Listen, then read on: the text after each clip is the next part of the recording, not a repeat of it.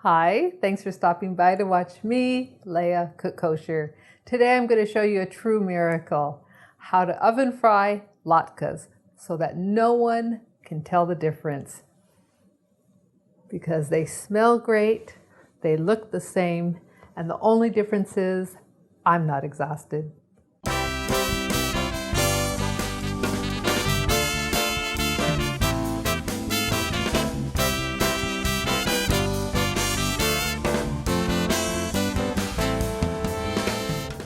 Okay, so latkes, what are latkes? Anymore, they're just a mixture of any kind of potato with all sorts of herbs and this and that. Today, I'm going to stick with the classic potato latke because I mostly want to focus on how to fry them in the oven. So I'm going to be using russet potatoes. Clearly the recipe calls for, 3 potatoes. These are huge. So I've peeled the potatoes, and we always put the potatoes into water as we're doing them. It doesn't much matter if you're only working with 3, but certainly when I'm working with 50 pounds of potatoes, better to keep them in water. It stops them from turning color. Let me drain these potatoes and we'll get started. And don't forget, this and all my other fabulous recipes are on leahcookskosher.com. I'm going to cut them into a size that will fit into the chute of my food processor.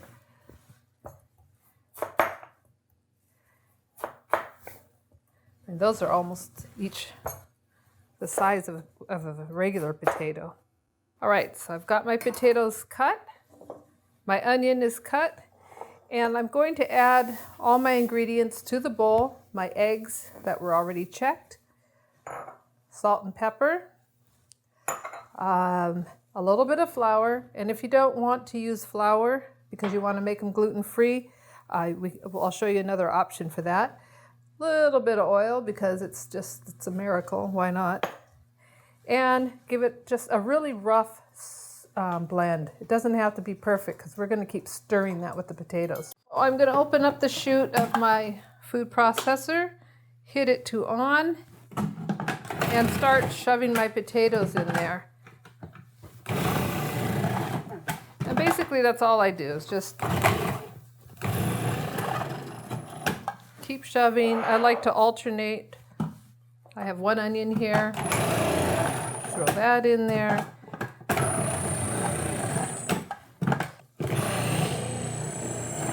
To do the potatoes.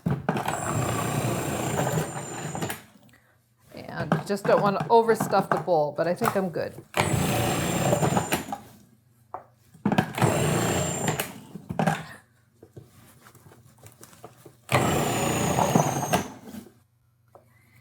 And the last of my onion, you can add as much onion as you want. You could also use leeks. Let's get all of that in there. This is basically the way to make potato kugel. Same thing, only with potato kugel we usually add a little bit of baking powder. Gives it a little bit of a lift. Okay, so I've got all that. And as you can see, it's all grated. And then working quickly, I'm just going to dump that right into my egg mixture. All right. Then by hand, which is why I'm wearing gloves. I just work with gloves a lot. Just going to stir that in. And that's the trick. You don't want green potatoes, you don't want pink potatoes, so the idea is you need to work quickly to get that egg mixture all over so it doesn't change color. Okay, now that's not too runny at all. If you find that it is runny, I keep some potato flakes around, and this is how you can make it gluten-free. If you don't want to use the flour, just use potato flakes. Make sure if you want them parve, you're going to buy parve potato flakes. Okay, so there's our mixture, done, quick, easy. And of course, if you weren't doing it in front of a camera, you'd just throw everything in the bowl and you wouldn't even have all these dirty dishes. So there's our mixture. So we're ready to put them into the oven. Even though I don't need to, I'm going to spray my pan Mostly that's just for quick cleanup. Then of course, back to my parchment and paper. Of course, Palisades. You can buy that online at Amazon.com. It's got a hexture, easy to use, and we're just going to put that right there. And then I am going to spread shortening. I'm going to use my glove. It's another reason why it comes in handy.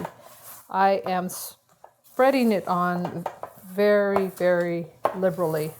So there's quite a bit of shortening on there.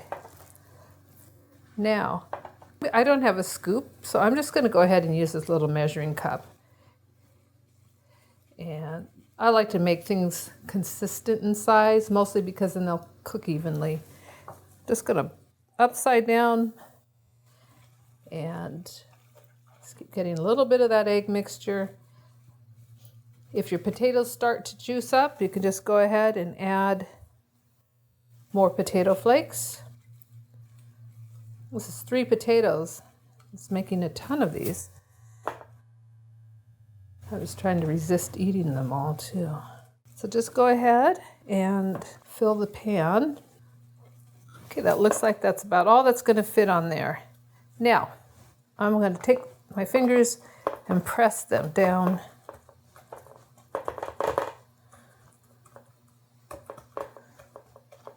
I'm going to take a little more oil and just brush it over the top. And I'll do that once again during baking. I'll pull them out, brush them, put them back in. Potatoes need a high temperature to really cook. So I've got my oven already set at 400 degrees. I'm going to pop them in, start with about 10 minutes, pull them out. We'll see where we're at then, okay? It's been about 14 minutes. My kitchen is all tidied up. I am not a greasy mess, and the latkes are ready to be brushed with oil.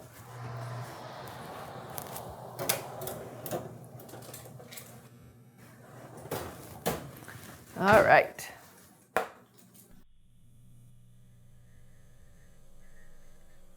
I'm going to use olive oil here. That will give it just a little bit more of a savory taste. These things are pretty indestructible at this point. Smash them down a little bit more.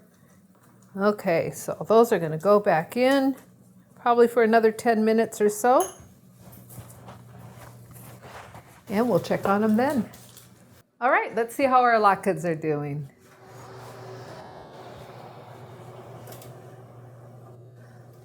Looking beautiful.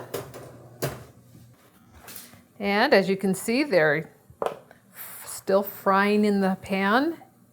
Plenty of oil.